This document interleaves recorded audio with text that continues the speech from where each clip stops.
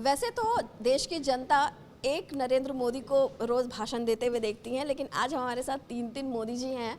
और ये बताइए, ये कौन सी उम्र के मोदी जी हैं, ये कौन सी उम्र के, और ये डायरेक्टर जो हैं वो खुद बताएंगे।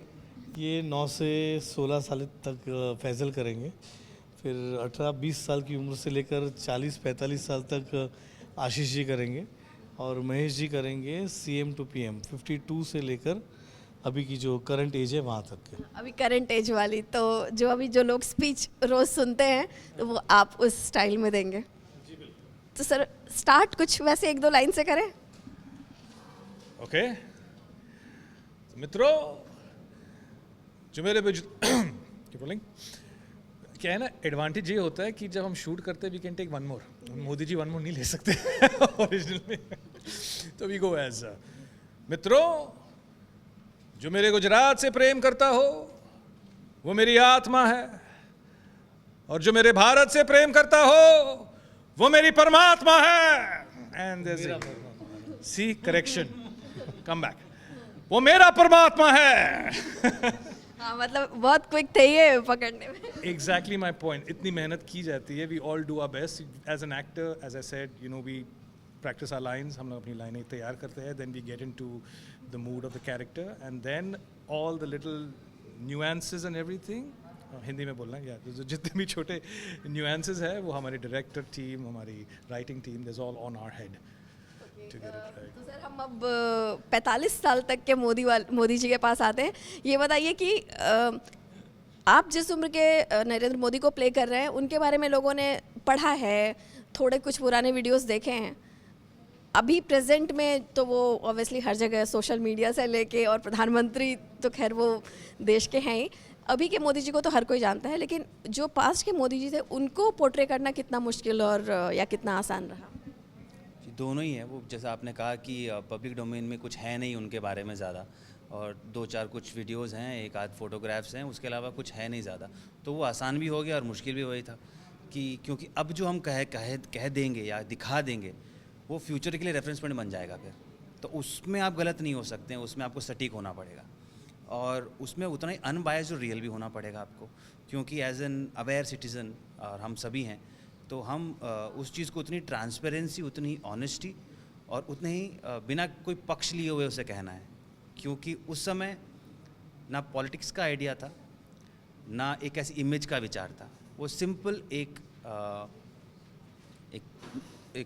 इंसान, एक बच्चा जो अपने आप को खोज रहा है, अपना हायर पर्पस खोज रहा है लाइफ में।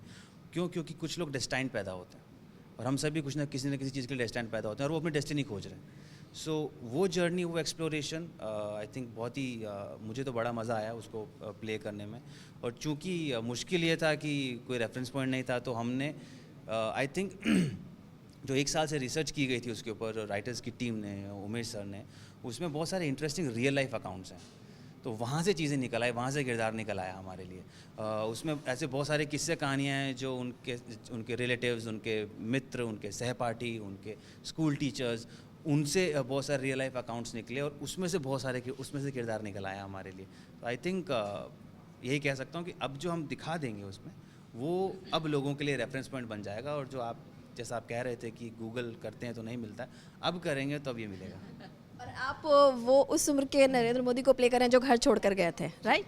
तो आपने कैसे तैयारी की, और उमेश सर ने कैसे तैयार किया आप? जो मैं कैरेक्टर प्ले कर रहा हूँ उसमें एक तो था कि सबसे पहली चैलेंजिंग की अगर बात की जाए तो मेरा टीनेज अभी क्रॉस हो चुका है, और जो मैं प्ले कर रहा हूँ वो टीनेज शुरू होने से पहले का कैरेक्टर है।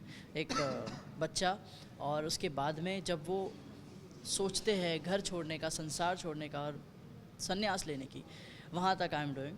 और तो ये रही चैलेंज की बात। बट यही है कि मेरे पास भी कोई रेफरेंस नहीं था कि मैं क्या करूँ। तो एक होती है स्टोरी जो आपको अपने आप से कैरेक्टर बनाना होता है, और आप बना देते हो और वही लोगों को लगता है। यहाँ पर ऐसा है कि करंट जो हमारे प्राइम मिनिस्टर है, उनको देखकर ये इमेजिन करना कि ये सारे चीज़ें होगी, बट उसे मैं कम कैसे करके एक बचपने में उसको ढालूँ, और वो कैसा लगे। वो मतलब ऐसा ना हो कि मैं मैच करते करते मैं बड़े की बॉडी लैंग्वेज मैच कर रहा हूँ। वो मुझे बचपना भी दिखाना है, और साथ साथ वो फेस भी करना है कि एक बहुत ही चाइल्डिश और एक बाद में एक थोड़ा सा समझदार कि अब घरदार सब छोड़ना। So it was challenging but at the same time बहुत बड़ी रिस्पॉन्सिबिलिटी थी मेरे लिए। ये बताइए, इन तीनों की शक्ल मिलती है क्या एक दूसरे से? मुझे आप दोनों की थोड़ी थोड़ी मिलती लग रही है, उतना आपकी उतनी नहीं मिलती। ऐसा होता है कभी कभी, पर अभी तो ऐसा भी होता है कि कभी कभी हस्बैंड वाइफ की शक्ल भी आफ्टर अ पॉइंट मिलने लगती है। सो वैसा भी होता है, पर अभी यहाँ ऐसा है नहीं। यहाँ ऐसा है कि मैंने भी जो जब इन तीनों को जब पसंद करना था तब यही सोचा था कि मुझे अच्छे एक्टर्स चाहिए।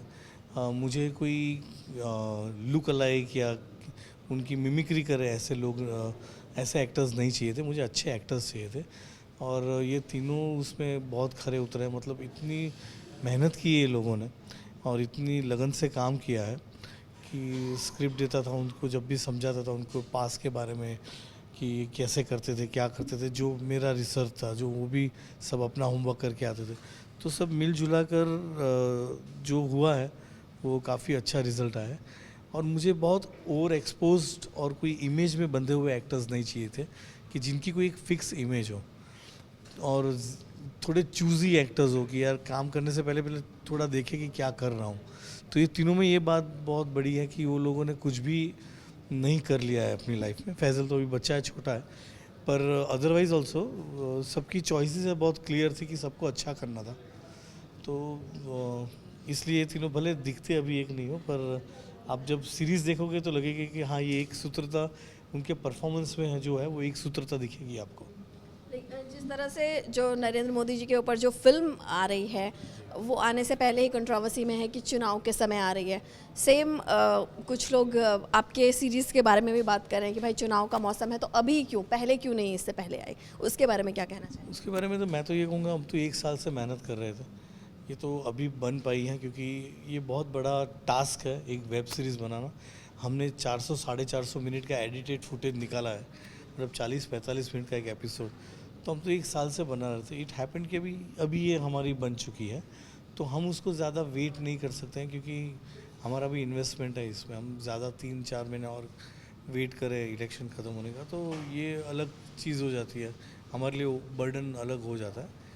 अदरवाइज ऐसा कुछ ऐसा एंगल है वैसे ही बनाना था, वैसा हमने कभी नहीं सोचा।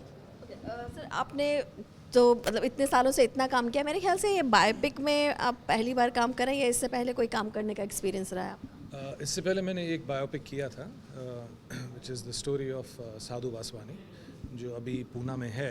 It's a museum, a light and sound museum. तो और उनके अलावा मैंने 10 एपिसोड्स भी किए हैं Sadhu Vaswani. So for me it's my second biopic, लेकिन both have been challenging and this also has been extremely challenging. खैर आपने तो राम ही प्ले किया है, हालांकि हम उसको बायोपिक नहीं कहेंगे, उसको तो हम अपने देश, कल्चर और सभा धर्म हर का हिस्सा बताएंगे। लेकिन आपके लिए ये नरेंद्र मोदी जी का बायोपिक प्ले करना वो किस तरह से अलग था आपके पिछले किरदारों से? जी, जर्नी अलग है एकदम, तो किरदार ही अलग ही होगा और एक्सपीरियंस भी अलग होगा। पर मैंने कभी भी इसको एज अ बायोपिक अप्रोच नहीं किया।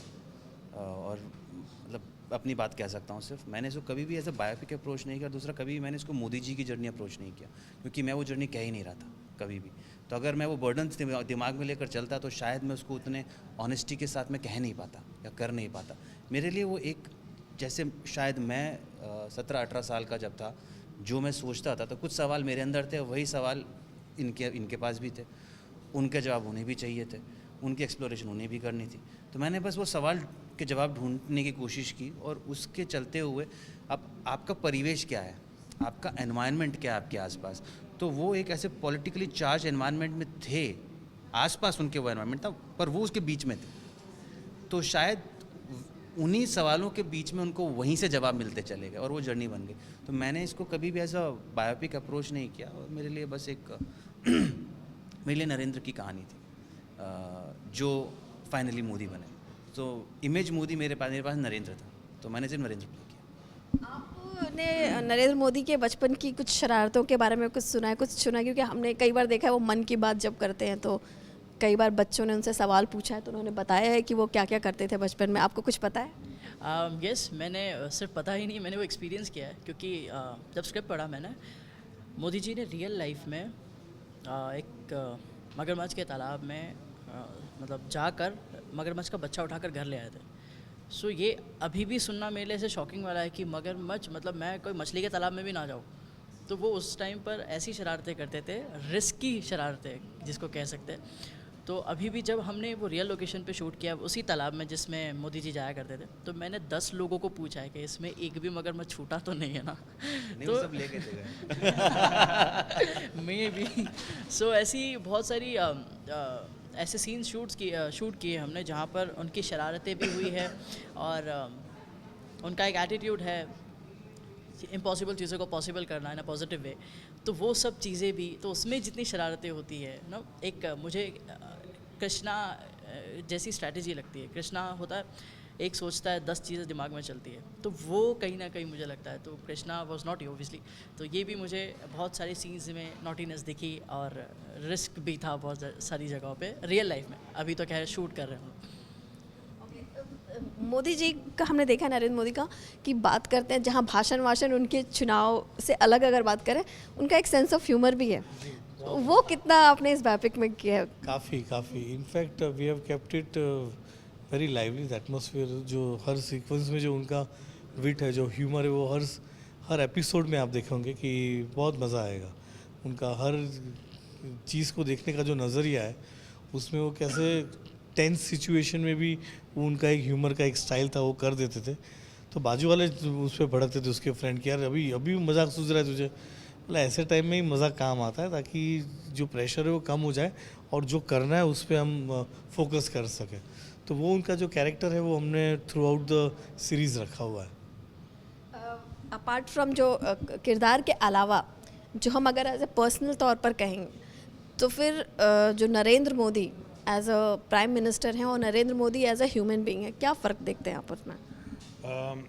मैं बस मैं अपनी बात कहना चाहूँगा that obviously I haven't met the gentleman, but as a character PM जो सबके नज़र में है वो हमारे नज़र में भी है, that we love him, we all love him, not because of him being the PM, चूँकि उन्होंने इतना काम जो किया है, यू नो, गुजरात को जिस तरह से उन्होंने बदला है, and all the changes is bought in for the prime minister, जब से वो प्राइम मिनिस्टर बने हैं।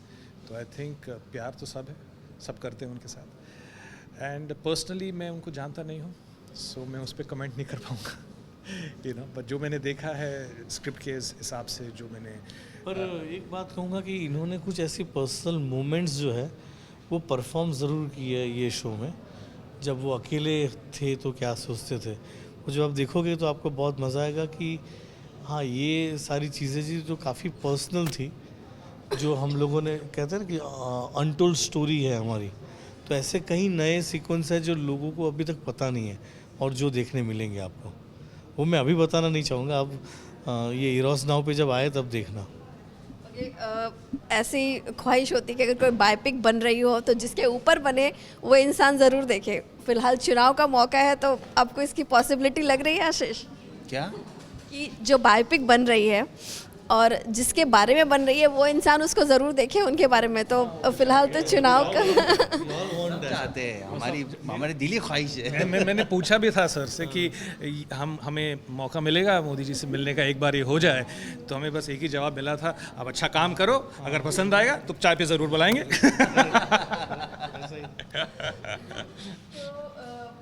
क्या जाते जाते क्या कहना चाहेंगे अपने इस नई सीरीज़ के बारे में दर्शकों से, और जो आपको आजकल ज़्यादा नहीं देख पाते हैं? हाँ, तो अब देखिए, आप ज़्यादा नहीं देख पा रहे हैं, तो इसीलिए नहीं देख पा रहे थे क्योंकि मैं ऐसा ही कुछ ढूंढ रहा था, करना चाह रहा था कि जब देखें तो मज़ा तो आए आपको फिर से। सो बड़ा मज़ा आएगा आपको। एरोज नाउ पे Modi journey of a common man April में आ रहा है, और बहुत ही interesting, real, without any fabrication, and very engaging and very very entertaining. Watch it. Yes, इस प्रोजेक्ट पे ऑलरेडी बहुत टाइम से वर्क किया जा रहा है और तब जाके एक प्रोडक्ट रेडी हुआ है और काफ़ी लोगों की मेहनत लगी है। सो इरोस नाउ पे आ रहा है एंड डिस्काउंट भी लगे सुना है मैंने कि आप लोग सब्सक्राइब करो इस इरोस नाउ को, और बस ये सीरीज़ देखना एंड अपने रिव्यूज़ देना, कैसी लगी, क्या लगी। एक सवाल मेरे मन में आ रहा है, आप इतना डांस करते हैं, बचपन के मोदी जी डांस करते थे कि नहीं करते थे? वो फिलहाल हमने ऐसे सीन में दिखाया नहीं है, बट आई एम श्योर कि डांस भी करते होंगे क्योंकि उन्होंने हर एक चीज़ें की है, सो डेफिनेटली। यानी डांस है, आप देखेंगे डांस है। अच्छा आप किया आपने? अच्छा आपने वो भी बजाया, मैंने देखा है। आप क्या कहना चाहेंगे? अब मैं बस ये कहना चाहूँगा कि बहुत मेहनत से, बहुत लगन से हमने ये वेब सीरीज़ बनाई है। सो अगर आप इसे देखेंगे तो it will complete the circle, मतलब सब खुश रहेंगे। सो प्लीज़ आप देखिएगा ज़रूर। मैं ये कहना चाहूँगा कि ये मोदी सीरीज़ जो है वो नाम से ऐसा लगता है कि ये पॉलिटिकल होगी, पर ऐसी है नहीं। ये बहुत ही ह्यूमन स्टोरी है, हर पीढ़ी को ये अच्छी लगेगी। मैं तो चाहूँगा कि घर में अगर बच्चे भी हैं तो उन्हें भी ये सीरीज़ दिखाएं, ताकि उन्हें पता चले कि जो संस्कार उनमें थे वो संस्कार उन्हें कहाँ से कहाँ लेकर गए। ये बहुत ही इंस्पिरेशनल और मोटिवेशनल सीरीज़ है, तो उनको भी बहुत पसंद आएगी। हर माँ बाप से, हर दादा दादी से मेरी रिक्वेस्ट है कि अपने पोते को या बेटे को या बेटियों को ज़रूर दिखाएं ये सीरीज़। अभी इरोस नाउ पे आने वाली है और ख़ास देखें। Thank you so much. Thank you so much.